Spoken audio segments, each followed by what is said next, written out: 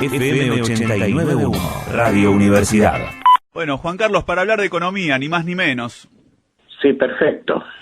¿Cómo se recibe el cierre de este acuerdo con los acreedores externos? ¿Qué implica para el país que se haya alcanzado este acuerdo? Bueno, particularmente creo que es un paso muy relevante porque despeja el horizonte de los próximos años.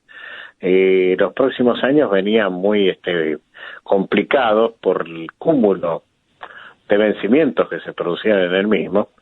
Esto, en resumen, digamos, el acuerdo que se ha hecho con los acreedores externos y ahora que se está sustanciando con los acreedores internos, o sea, los que litigan en los tribunales locales. Los externos son los que litigaban, ¿no?, en los tribunales de Nueva York. Ese acuerdo supone, digamos, un ahorro de corto plazo de más de 37.000 millones de dólares. Uh-huh. O sea, es un desahogo muy fuerte para la economía argentina.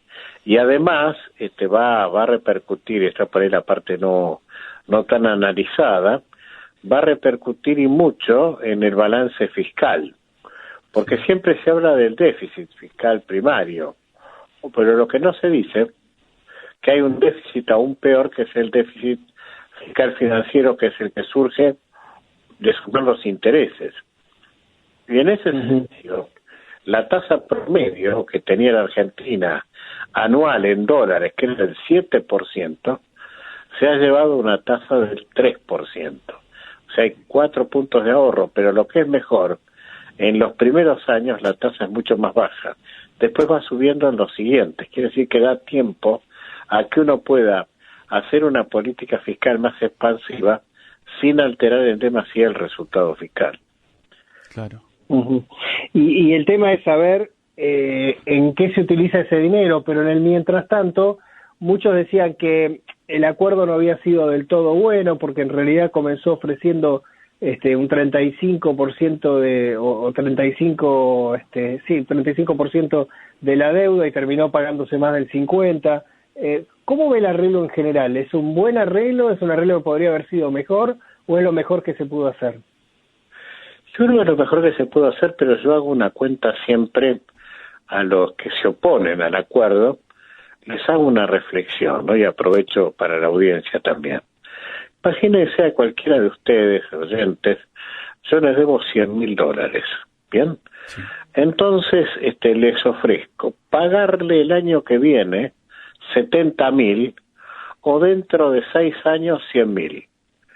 Bueno, hasta ahora en el 100% de las respuestas que yo he venido recibiendo me dicen pagame el año que viene. Vale decir que para el acreedor es bueno que le haya hecho una quita. Uh-huh. Sin embargo, para el que paga es malo, a pesar de la quita. Lo que pasa es que en la Argentina, sin ser monárquicos, somos absolutistas. ¿Qué quiero decir con esto? Que miramos los resultados absolutos y no los relativos.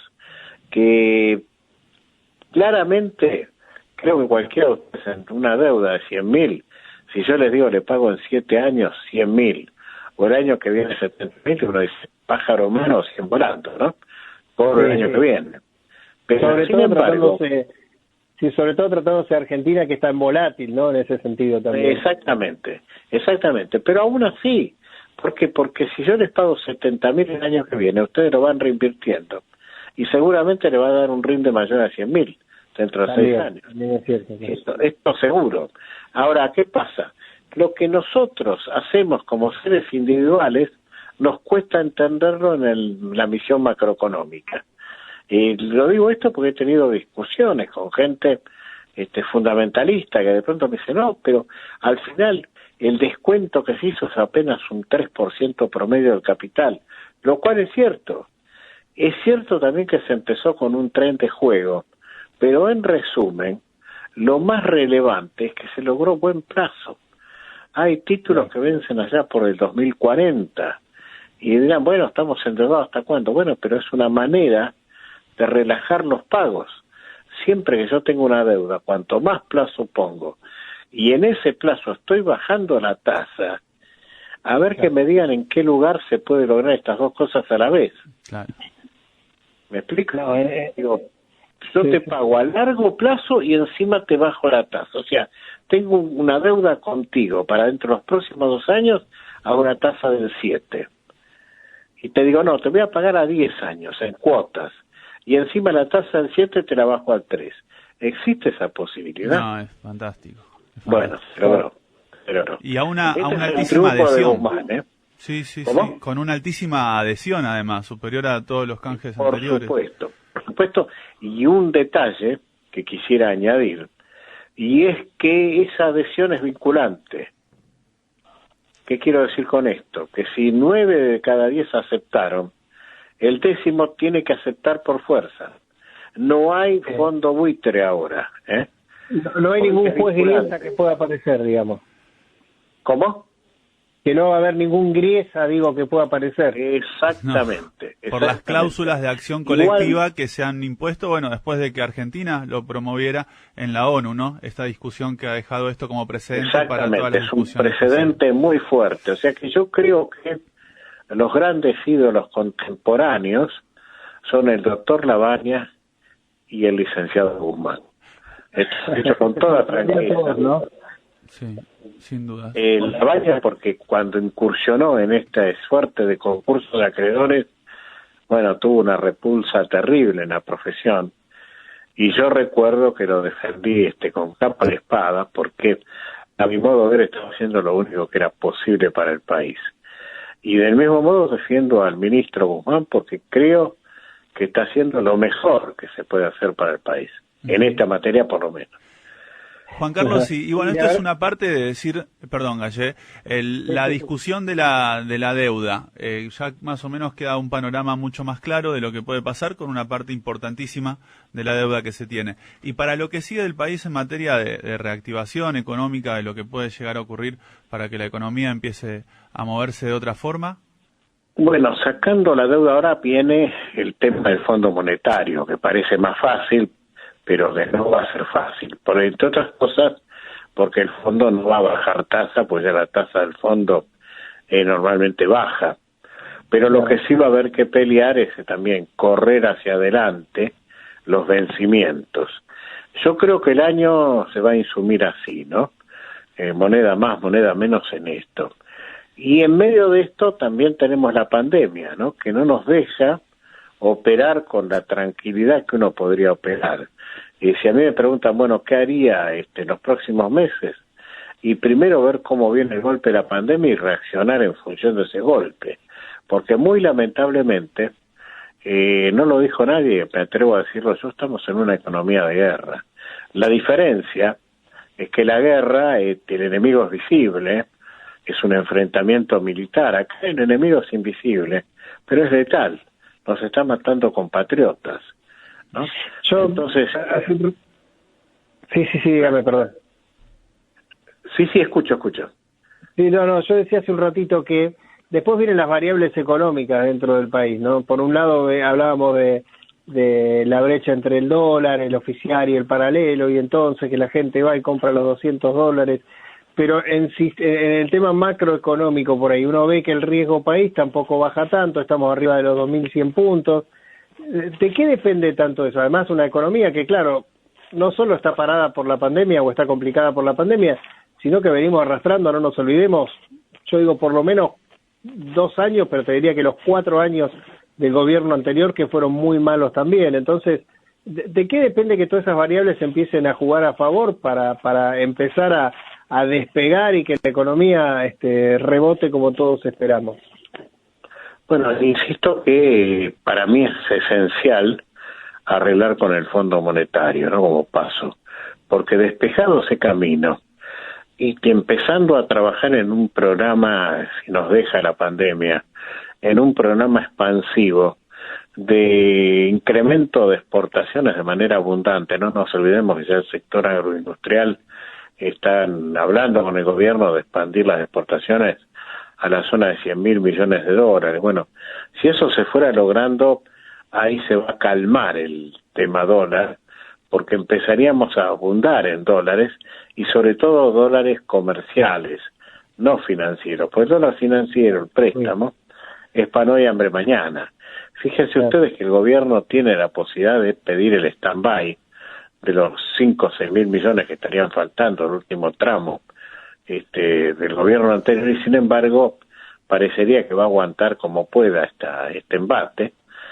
Tiene herramientas ahora hacia adelante, yo diría que en los próximos 6-7 días, cuando quede plasmado gran parte del canje de la deuda local, el Banco Central va a tener en ese canje una diferencia central, y es que, valga la redundancia, ¿no? Va a tener, en lugar de títulos en pesos, títulos en dólares, producto de ese canje.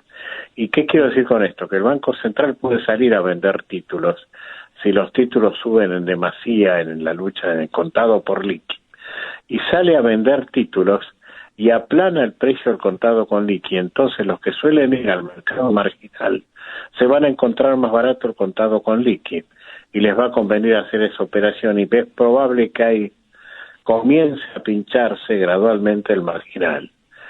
Si esto lo logramos, habría una convergencia, un acercamiento de puntas entre el dólar oficial y el dólar marginal, y esto haría que los que importan hagan más lentas las importaciones, hoy las apuran con el miedo que tienen de que suba el dólar, y los que exportan aceleren las ventas, hoy las retienen las ventas o las liquidaciones de divisas esperando que el dólar suba. Entonces la entrada se lentifica y la salida se acelera, hoy ahora. Si lográramos acortar esa brecha, se daría la situación contraria. Para reactivar tenemos cuánto tiempo, porque ahí está evidentemente no es una ciencia exacta esta, ¿no? Pero digo, si tenemos que pensar en cuánto tiempo podemos empezar a sacar la cabeza, ¿depende tanto de la pandemia también? Sí, claro. No estoy hablando de la Argentina, ¿no? ¿Cuál es el dato de Brasil segundo trimestre que está en los diarios de hoy? Cayó 9,8. ¿Cuál es el dato de México? México segundo trimestre. Para nombrar dos poderosos de Latinoamérica, ¿no? México cayó un 20%. Es decir, el mundo en este embate asesino de la pandemia está perdiendo producción. ¿Por qué? Porque sea la jugada que sea, vamos a suponer, Argentina cuarentena, en cuarentena paramos parte de la dotación de trabajadores. Brasil por ahí no lo hace, pero se le infectan trabajadores y tiene que parar. O se decide el paro o se hace por fuerza, lamentablemente, ¿no?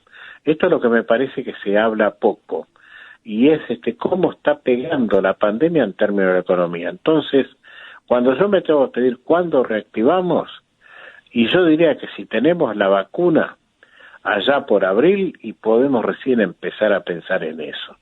En el mientras tanto, somos como un boxeador que viene siendo golpeado, y contentémonos que el rival no nos noquee, ¿no? Esta sería un poco mi lectura hoy ahora. Yo creo que es el título, Pollo, de la nota. Totalmente. Es entender esto, ¿no? Que es la pandemia, no es una decisión de cuarentena, es lo que está pasando en el contexto mundial. Es lo que está pasando, y vuelvo a repetir, es un enemigo difícil, diría yo, casi de guerra de guerrillas, donde yo salgo, lo combato, parece que lo vencí, retoma por otro lado, inclusive le está mostrando un doblez ahora preocupante, y es que en los países que pasó, volvió. Y esto es complicado. Y en los más jóvenes. En los más jóvenes y en los más fuertes. Fíjense el plantel de Boca. Mientras el plantel de Boca Juniors, más allá de los errores médicos que no he podido analizar, porque entre otras cosas no conozco qué errores se pueden haber producido. Pero digo, mientras los jugadores de Boca se entrenaban individualmente, ¿qué caso de coronavirus tuvimos en Boca? Ninguno. Ni bien se juntaron, ya tenemos como 20 casos. Esto es lo que revela la contagiosidad del virus y cómo se contagia la gente en el boca a boca. Totalmente. Sí, absolutamente. Totalmente. Juan Carlos, ha sido un placer conversar con usted. Del mismo modo, les agradezco infinitamente esta oportunidad. Estaremos y sobre todo haber hablado en mi querida Universidad de La Matanza. Sí, sí, y hay mucho para analizar de la economía porque donde uno pase está, si lo vemos en los precios, la discusión de qué modelo de país o producción o todo lo que estemos... No, y el daño psicológico que tenemos, la gente que no puede ver a su nieto, la gente que no puede trabajar, es mucho, ¿no? Mucho, y no lo estamos reparando con los 10.000 pesos del IFE, desde luego que no. Estamos apenas dando un analgésico en medio de un dolor terrible. Esto es cierto, o sea, pero bueno, estas son las condiciones que nos impone este enemigo tan cruel, ¿no? Absolutamente. Muchas gracias, Juan Carlos, que tengan una excelente jornada. Igualmente para ustedes. Desde la Universidad Nacional de La Matanza, Radio Universidad FM 89.1. Siempre cerca.